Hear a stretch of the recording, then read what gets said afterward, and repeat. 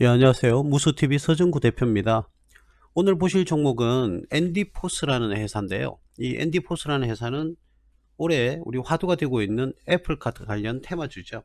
예, 애플카 관련 테마주인데, 자, 이 회사가 우리가 올해 지금 화두가 되고 있긴 합니다. 주로 우리 어떤 제품이 들어가느냐면 2차전지 배터리 테이프를 개발하고 있습니다. 그리고 3, 4분기 때 실질적으로 우리가 원가 절감에 크게 성공을 했어요, 이 회사가. 그래서 이제는 19년도, 2018년도에는 사실은 결손이 났어요. 근데 2018년도에 났던 결손보다 2019년도에는 매출이 껑충 올라가면서 물론 손실을 기록했습니다. 영업이익은 기록했지만 당기순 손실을 기록하긴 했습니다만, 자, 이 회사가 이 손실의 폭이 굉장히 많이 줄어들었고, 올해 1분기까지는 손실이 나오다가 2, 4분기, 3, 4분기에서는 지금 이익으로 돌아서서 기업이 견조한 재무 건전성을 지금 가져가고 있어요. 그리고 부채 비율도 뭐 나중에 보시면 아시겠지만 굉장히 지금 하락하는 그런 추세에 있습니다. 자, 그래서 이 회사가 사실은 코로나 관련주였죠. 이 앤디포스가 코로나 관련주였고, 이 코로나 관련주로서 이렇게 상승을 했던 그런 전례가 있죠. 예, 작년 9월, 10월까지 이렇게 상승을 많이 했었습니다. 실질적으로 한 4배 정도 주가가, 저가 대비 4배 정도 이렇게 상승을 했던 그런 적이 있는데, 자, 그 이후에 이 종목의 가장 중요한 점은 지금 그 이후에 이렇게 하락을 기록하고 있다. 자, 떨어지다가 기술적 반등이 여기서 일어났죠. 일어났다가 다시 이제 하락을 하고 있는데, 이 하락의 끝점이 어디냐, 이 부분입니다. 그죠? 이 부분을 지금 잡아내야 된다. 그리고 이 하락이 어디까지 이어질 것인지, 그죠? 우리가 추이를 좀 지켜봐야 되는데, 자, 지금 많은 투자자님들께서 이 코로나주로 편성이 될 때, 이때 상당히 많은 물량이 지금 거래가 일어나면서 어떻게 됐습니까?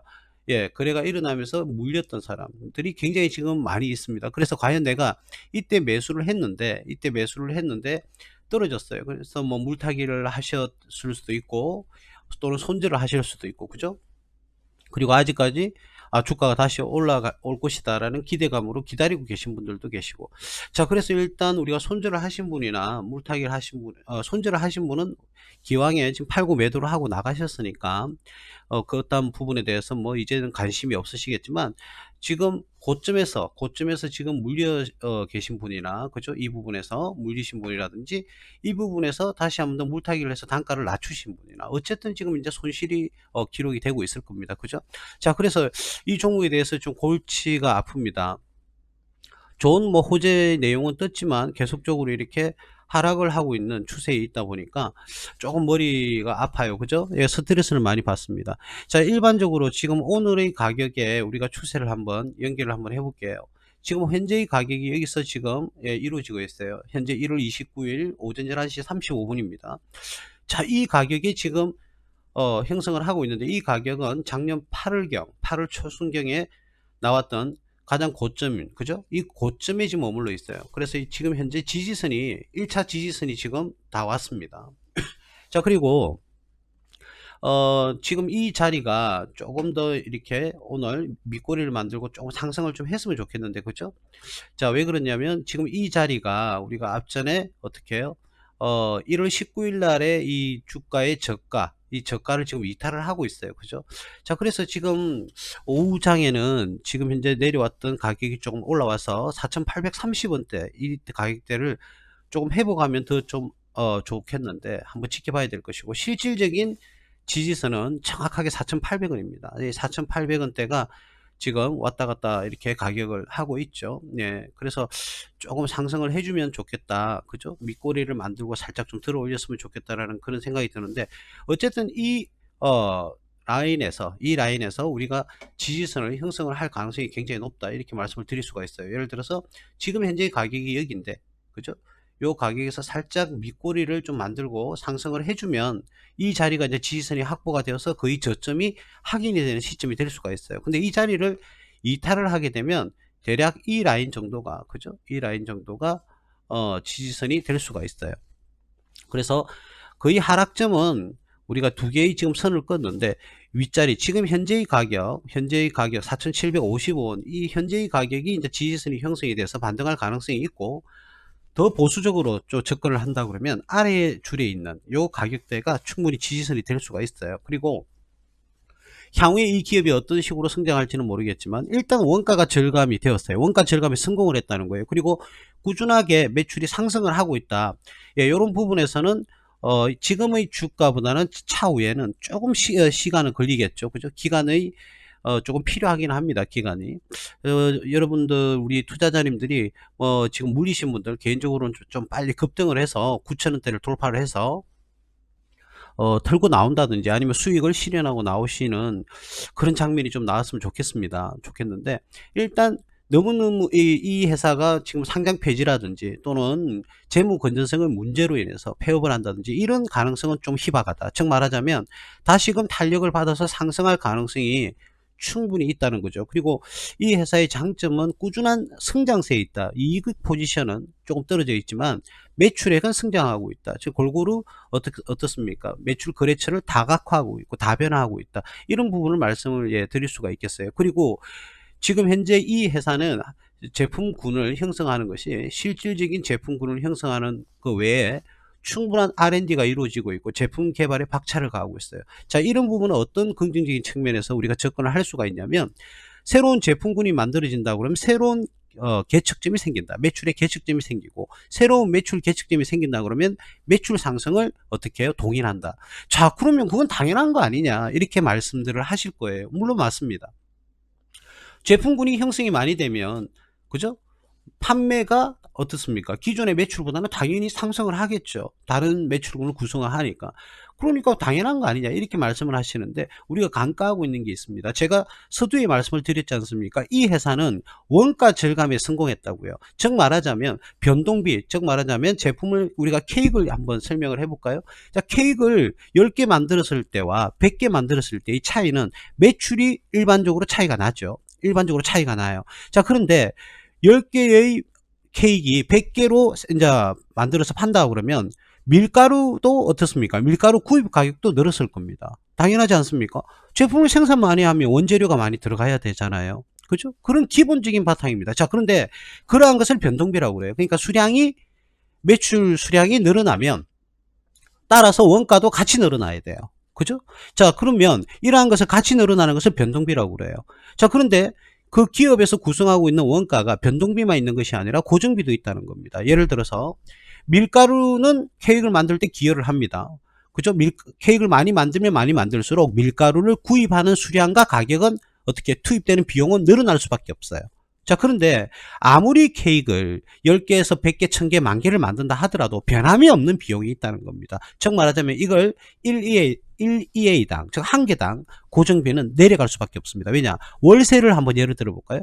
자, 어떤 케이크를 만드는 제과점에서 케이크를 100개 만들든 1000개 만들든 한 달에 지급되는 월세는 어떻습니까? 똑같다는 거예요. 똑같잖아요.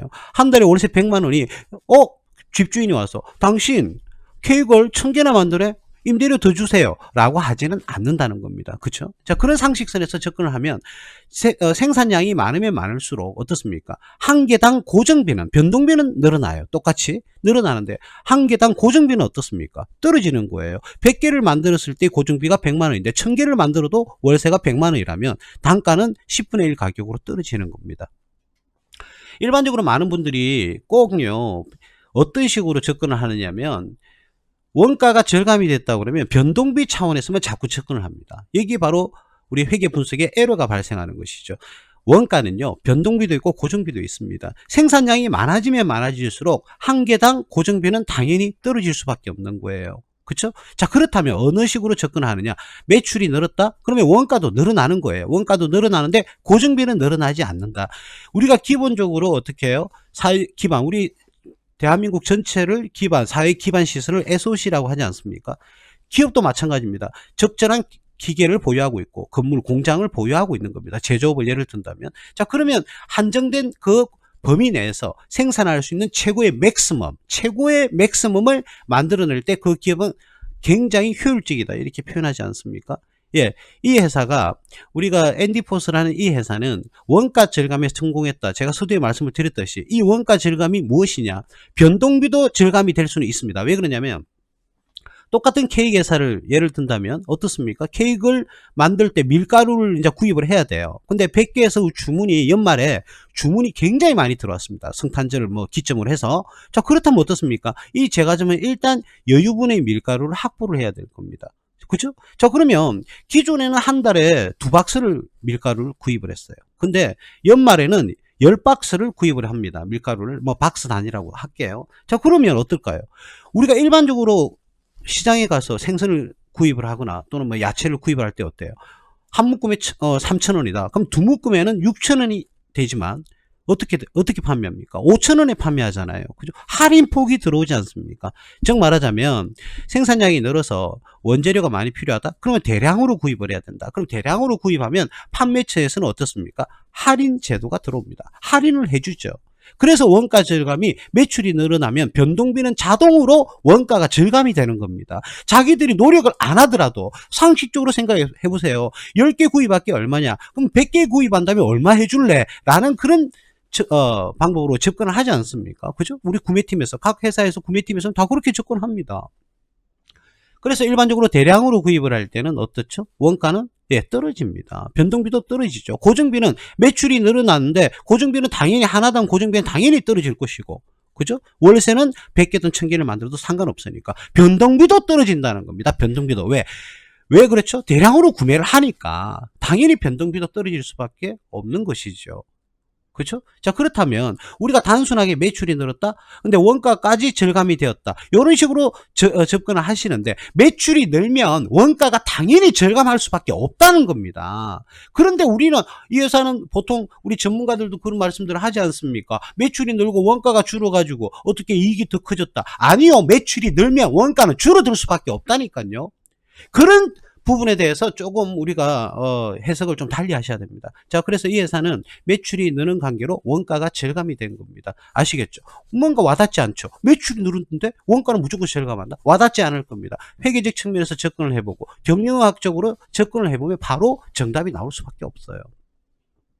이 회사는 기술적 분석에서는 그렇습니다. 지지선, 두 개의 지지선인데, 이점에서 이 두 개의 선 어바웃에서, 그죠? 언저리에서 우리가 다시금 상승 기조를 보이지 않을까, 그렇게 봐집니다. 자, 그리고 더욱더 중요한 것은 무엇이냐? 일단 우리가 실적을 먼저 한번 보고요, 다시 설명을 조금 더 한번 해볼까요? 자, 보시면, 자, 이 회사가 실적이 한번 보세요.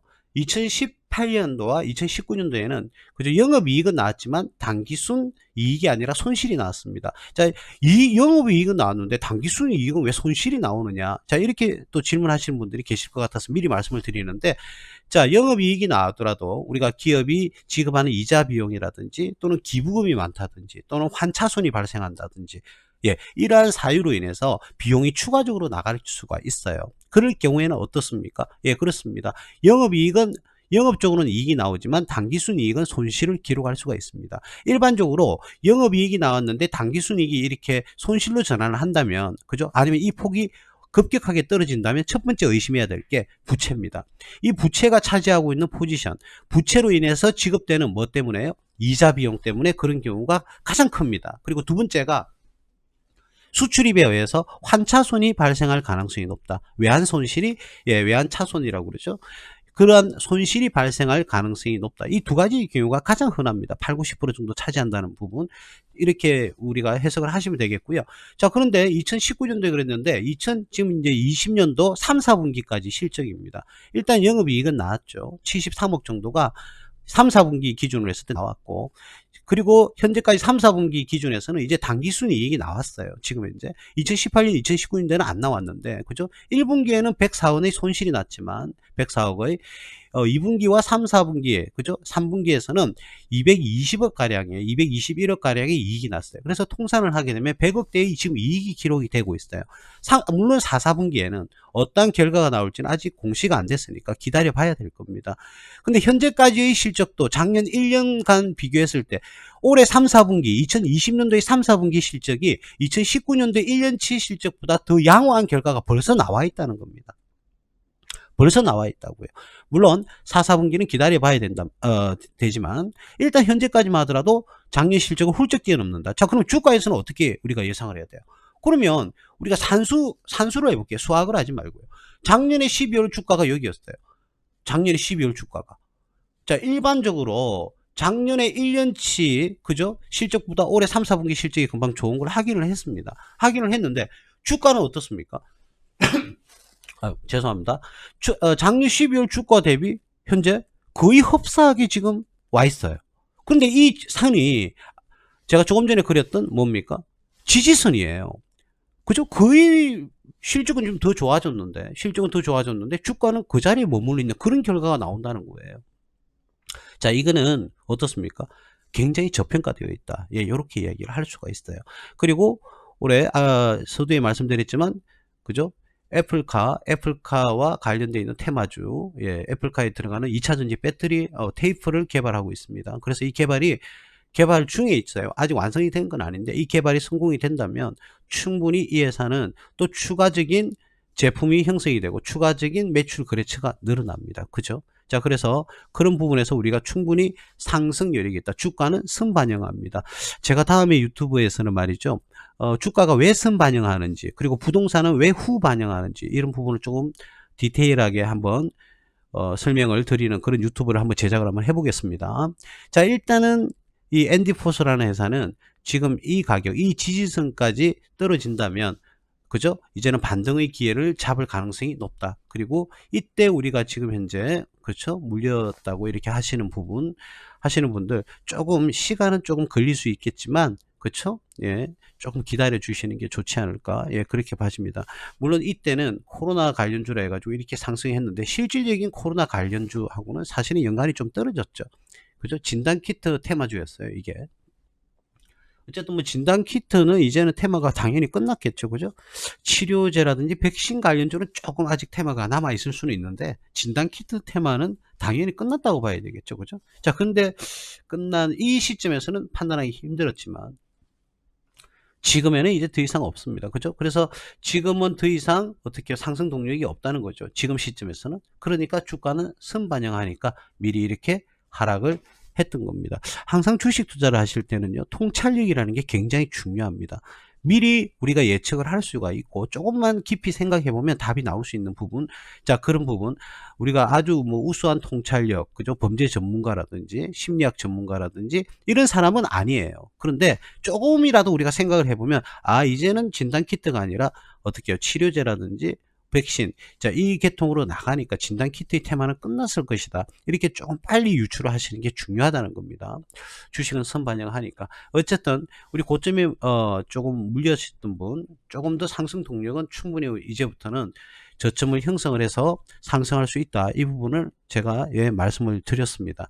어쨌든 성공 투자 하시고요. 명절이 얼마 남지 않았습니다. 자, 명절 전에 주가가 쭉쭉 좀 올라서 지금 물리신 우리 투자자님들과 예비 투자자님들, 다시금 수익을 내시고 편안한 명절이 될 수 있도록 제가 기원하겠습니다.